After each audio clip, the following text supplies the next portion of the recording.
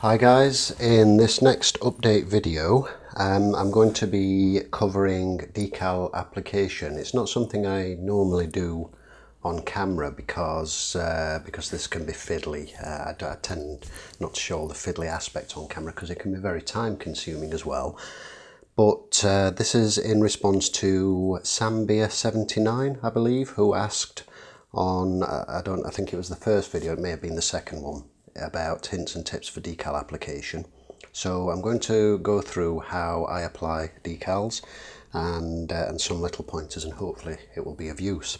First of all, you need the model. You'll notice I've assembled the fairings on, and this is because the decals that come down here actually match up and line up with decals on the fairing, and the easiest way to make sure that that works, of course, is by pre-assembling the parts that need to join together for the application process to make sure that they're going to line up.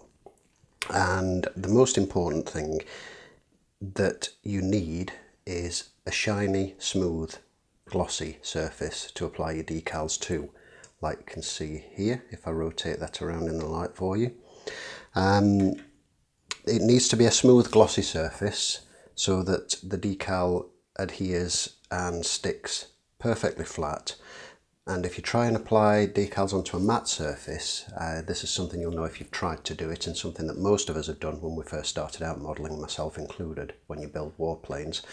You get a phenomenon called silvering, and that's where you get little air bubbles trapped behind the clear carrier film and adhesive between the decal and the model, showing up as little silver bubbles, hence the name silvering. And there's no easy way to get rid of these, and eventually the decal will lift and crack and peel.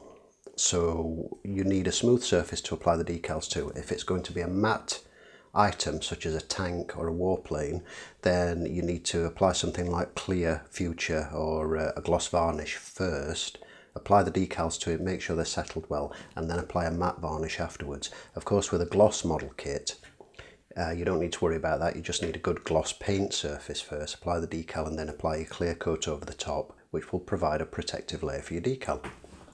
A well applied decal should look like it's painted on rather than it's a sticker like these, and this is why you use water slide decals instead of stickers, because they give a much more realistic finish. So you can see here I've put this rear one on and these two side ones, and what I'm going to do is go ahead and put the other rear triple stripe and Tesi 1D logo on the other side, and then maybe show you a slightly more complicated one. These are fairly straightforward. There is a little bit of a curve and a kink down here, but they're fairly straightforward because it's a relatively flat surface.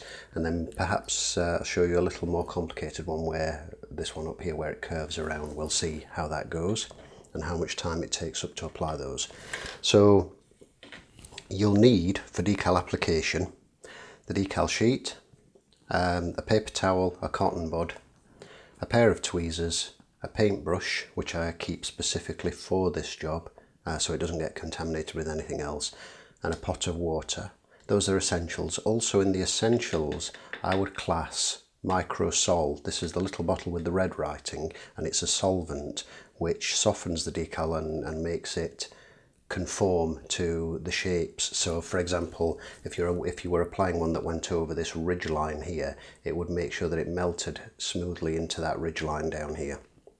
The other bottle that you see here with the blue writing is microset. This is not crucial or essential, but it is helpful, and if you're buying microsol, which I'd recommend you do if you're serious about getting a well applied decal, then I would recommend you buy microset as well, and this helps to actually settle the decal onto the kit. So the first thing we do is take a knife or a pair of scissors, which I also forgot to mention. You'll need to cut the decals out. Little tip regarding microset and microsol: these little bottles are perfectly designed to knock over at the slightest inclination, slightest little knock, bump, jolt to the table, or even if you just breathe wrong. And they're perfect for knocking over and spilling their contents all over your workbench. And this is why I've got 3/4 of a pot of the microset, despite the fact you can't see it because of the paint on the side, because I've been using this to sit a model onto paint. and about 1/3 of a bottle of the Microsol, because I did exactly that. So what I do now is I put a blob of blue tack under each bottle, as you can see, and that keeps them fastened upright onto your workbench and allows you to operate them pretty much one-handed once the lids are loose enough without spilling them. So what we're going to do now is cut the appropriate decal from the decal sheet using a sharp knife. You can use a pair of scissors, so it'll do exactly the same job.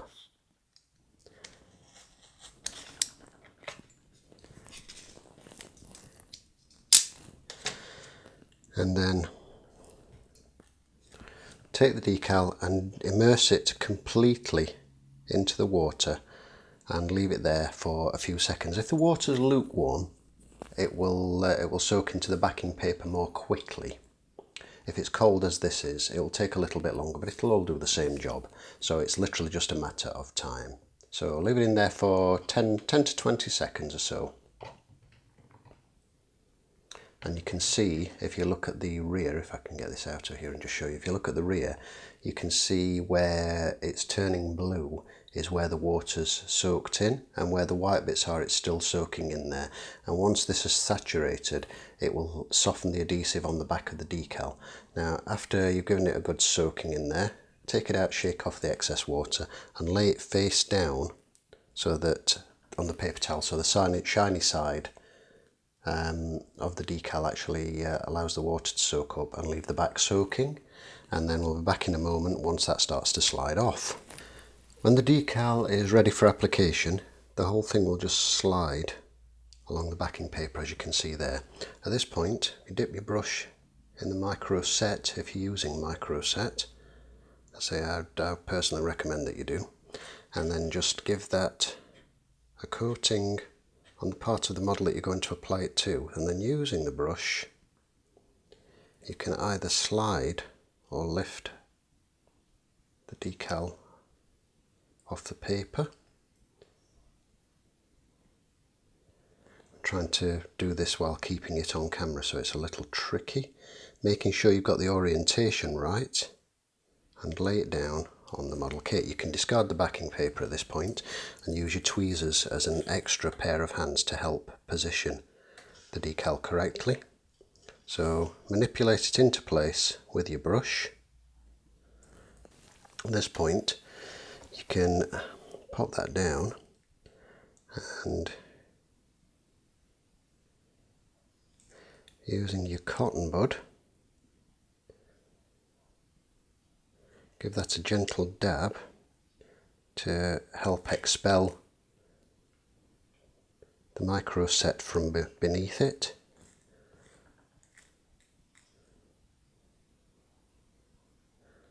And help to smooth it down onto the surface. So there we go. At that point you can rinse out your brush, put the cap back on the micro set,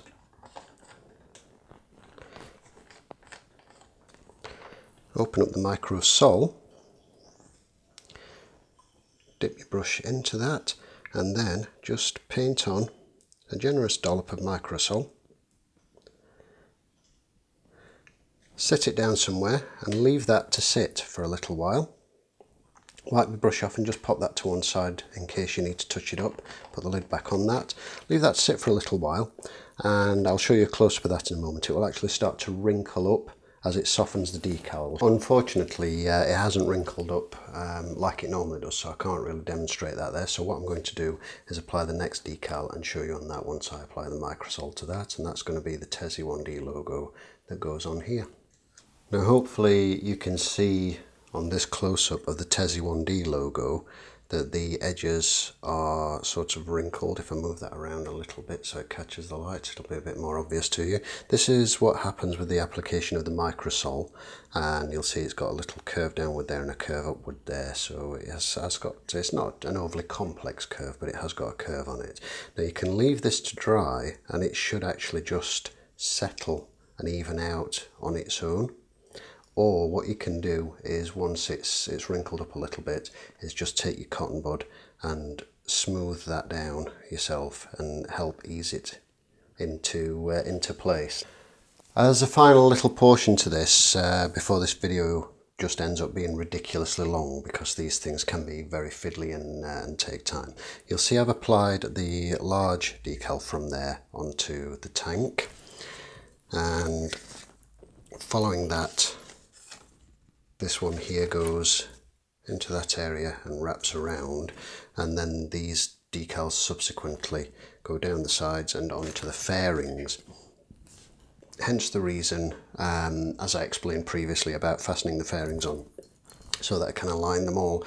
Now this decal is a great example of why you need micro sole. Now this has been fitted with micro set, and I'm just going to give you a close-up view and show you how it's settled reasonably well, but it still needs improvement. So you can see here in the close-up we've got wrinkles and creases up here where it's not settled around this little binnacle at the top. We've got some wrinkles and creases in here where it needs to settle down into this recessed area where the filler cap will go, and we've got wrinkles and creases down along here and down here a little where it goes around the curve, and wrinkles up here also. And this is the same on both sides. Now this, because it's a thin decal, this has gone on with micro set very, very well compared to some that I've used. But the microsole will actually soften this and allow it to shrink and conform to these curves much better. So what I'm going to do is load up the brush with microsole, give it a good dousing in that, and then I'll show you that again in a moment.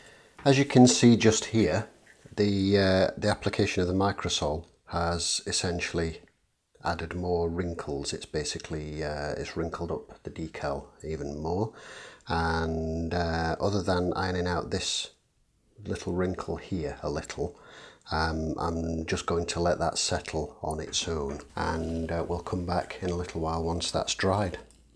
And to wrap this up now, before this video just gets too long over what should be a relatively simple process, that's essentially my decal application process. The main thing you need is patience, in addition to the tools, the decal sheet and all the other bits. And the only other thing to mention is, with a section such as this, you need to be aware of any procedure that you might need to apply the decals by. It typically doesn't state in the user guide. It will just show you which decals go where according to the numbers and arrows pointing to the appropriate place. But in this example, I knew that for this one to be correctly aligned, it needed to go on first, followed by this part of the tank piece here, and then the side pieces that go down, and then the side panel pieces. That will make sure that all of them connect up correctly. If you try putting the side panel pieces on first, for example, and then back up here, you could, by the time you get back up to the tank, you could find out that something's misaligned and nothing sits correctly, by which time you've ruined your decals. So if you've got overlapping ones like this, be aware of that. Otherwise, that's pretty much the procedure for applying decals. Patience and a light touch, and if something's proving a little awkward, wet it down, walk away, take a few deep breaths, and then reapproach it again. I've ruined so many decals by getting frustrated and ripping them or damaging them or losing a bit or what have you. So it's just not worth it, especially if it's in a case like this where the decals make the finished model, because trying to mask and paint all this would be a nightmare, as you can imagine. So there you go. Hope that was useful, and hopefully in the next update I do have some painted parts. We've got the front mudguard in a beautiful bright red, as you can see, and we've got the frame also in bright red. Now interestingly, this is the same colour red, but this is sprayed on grey primer, whereas this is sprayed on white primer, and as you can see there is a distinct colour shade difference. So that's worth bearing in mind regarding your primer. I've got the springs sprayed, I've got the engine block completed with various bits of detailing, the oil filter, the starter motor down there, the breather up here, and the highlights in silver, and the oil window just down there, which hopefully you can see. And it's coming together bit by bit. Hopefully in the next video I'll have all the decals applied and clear coat on top of all the body coloured parts, and then I can focus on getting the smaller ancillaries painted and then the frame assembled. So thank you for watching.